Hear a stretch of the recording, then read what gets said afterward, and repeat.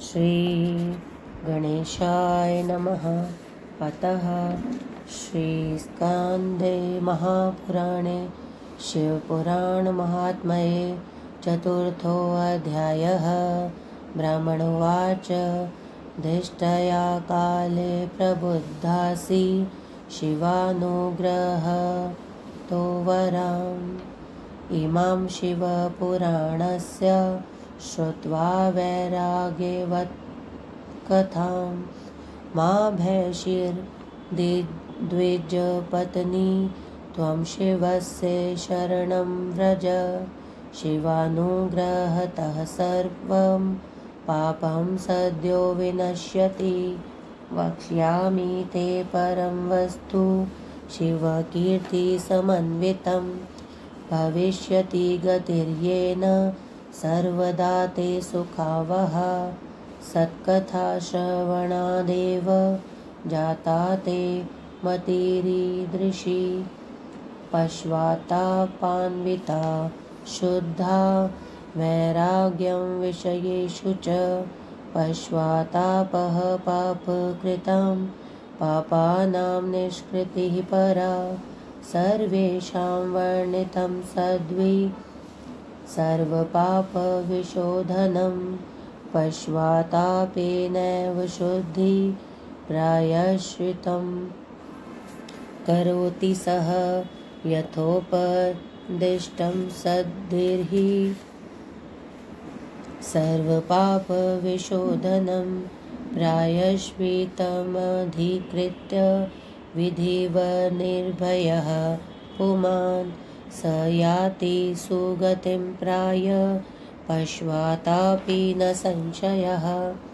एतच्छिवपुराणस्य कथाश्रवणतो यथा जायते चित्तशुद्धिर्हि न तथान्यैरुपायतः। शोध्यमानं दर्पणं हि यथा भवति निर्मलं तथैतत्कथया चेतो विशुद्धिं याति संशयं।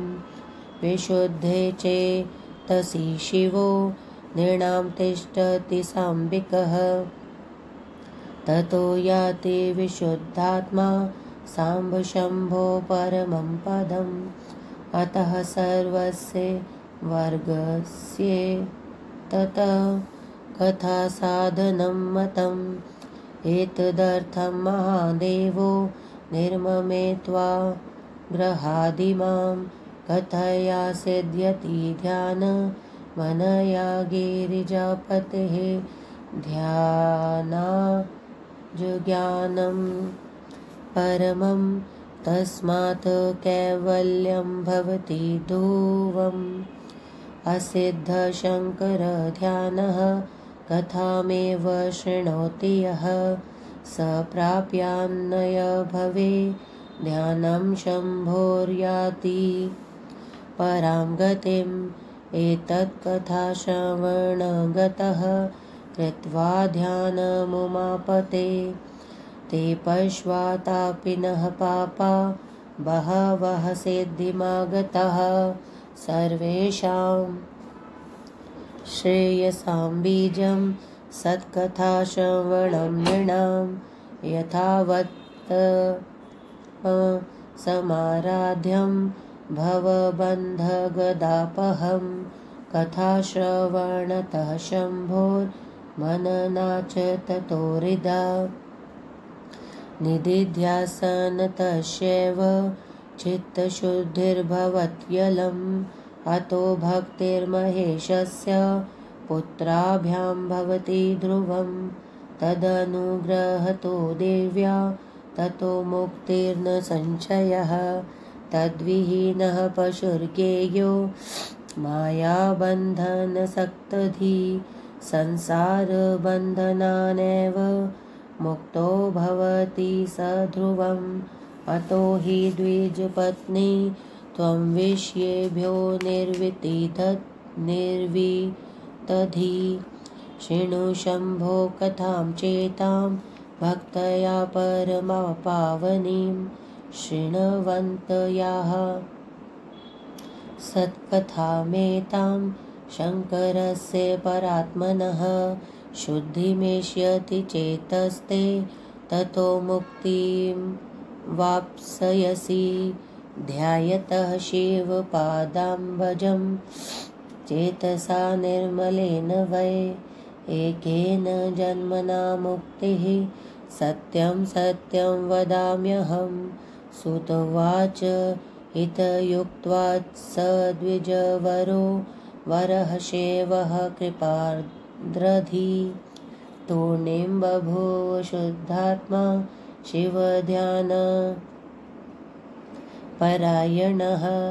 अथ बिन्दुपत्नी सा चञ्चुलाया प्रसन्नधी हितयुक्ता तेन विप्रेण समासीद्वाशपलोचना पपातारं द्विजेन्द्रस्य पादयोस्तस्य हृष्टधी चञ्चुला साञ्जलि सा च कृतार्था समीत्यभाषत अथ सोत्थाय सातङ्का साञ्जलिर्गददाक्षरं तमुवाच महाशैवं द्विजं वैराग्ययुक्तसुधी चञ्चुलोवाच ब्रह्मन् शैववर स्वामिन् धन्यसत्त्वं परमार्थदृक् परोपकारनिरतो वर्णनीयः सुसाधुषु उद्धरोद्वरमां साधो पतन्तीं नरकार्णवे श्रुत्वा यां सुकथां शैवीं पुराणार्थविर्जम्भितां विरक्तधीरहं जाता विषयेभ्यश्व सर्वतः सुश्रद्धा महती होतत् पुराणश्रवणेऽधुना सुत उवाच इत्युक्त्वा साञ्जलि सा वै सम्प्राप्यस्तदनुग्रहं तत्पुराणं श्रोतुकामा तिष्ठतः तत्सेवने रता अथ शैववरो विप्रस्तस्मिन्नेव स्थले सुधी स तत्कथां श्रावयामास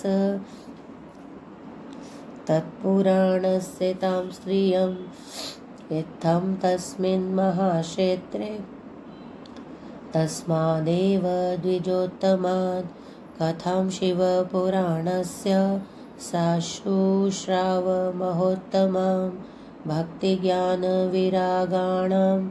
वर्धिनीं मुक्तिदायिनीं बभूव सुकृतार्था सा श्रुत्वा तां सत्कथां कत्वरां सद्गुरोस्तस्य कृपया शुद्धचित्ता च साधृतं शिवानुग्रहतः शम्भो रूपध्यानमवापः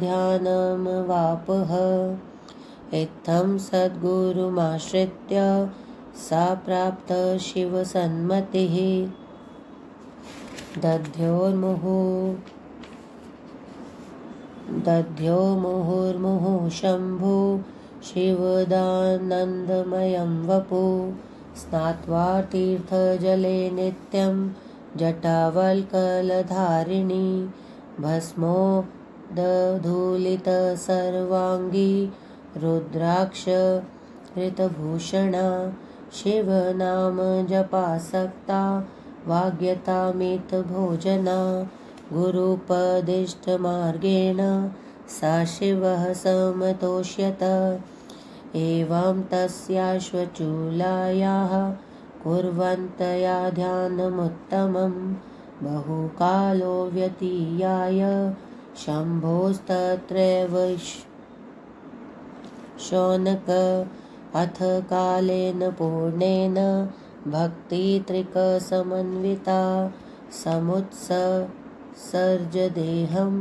स्वमनायासेन चञ्चुला विमानं द्रुतमायान्तं प्रेषितं त्रिपुरारिणा दिव्यं स्वगणसंयुक्तं नानाशोभासमन्वितम् अथ तत्र समारूढा महेशा नूचरेव रे नीता शिवपुरीं सद्यो ध्वस्त सर्वमलाचसा दिव्यरूपधरा दिव्या दिव्यावयवशालिनी चन्द्रार्धशेखरा गौरी विलसद्दिव्यभूषणा गत्वा तत्र महादेवं सा ददर्श त्रिलोचनं विष्णुब्रह्मादिभिर्देवे सेव्यमानं सनातनं गणेश भृङ्गिनन्दीश वीरभद्रेश्वरादिभिः उपास्यमानं सदक्तया कोटिसूर्यसमप्रभं नीलग्रीवं पञ्चवक्त्रं त्र्यम्बकं चन्द्रशेखरं वामाङ्गे बिभ्रतं गौरी विद्युत्पुञ्जसमप्रभां कर्पूरगौरं गौरीशं सर्वालङ्कारधारिणं सितभस्मलसन्देहं सितवस्त्रं महोज्ज्वलं दृष्ट्वेवं शङ्करं नारी सा मुमोदाति चञ्चुला सुसम्भ्रमान्महाप्रीता प्रणनाम पुनः पुनः साञ्जलि सा मुदा प्रेम्णा सन्तुष्टा च विनीतका आनन्दाश्रुजलैर्युक्ता रोमहर्षसमन्विता अथ सा वै करुणया पर्वतया शङ्करेण च समानीतोपकण्ठं हि सुदृष्टया च विलोकिता पार्वत्या सा कृता प्रीत्या स्वसखी दिव्यरूपिणी दिव्यसौख्यान्विता तत्र चञ्चुला बिन्दुगप्रिया तस्मिन् लोके परानन्द घनज्योतिषि शाश्वते लब्ध्वा निवासमचलं लेभे सुखमनाहतम् इति श्रीस्कान्दे महापुराणे शिवपुराणमाहात्म्ये चञ्चुलासद्गतिवर्णनं चतुर्थोऽध्यायः। ॐ नमः शिवाय। शिवजी सदा सहाय। ॐ नमः शिवाय।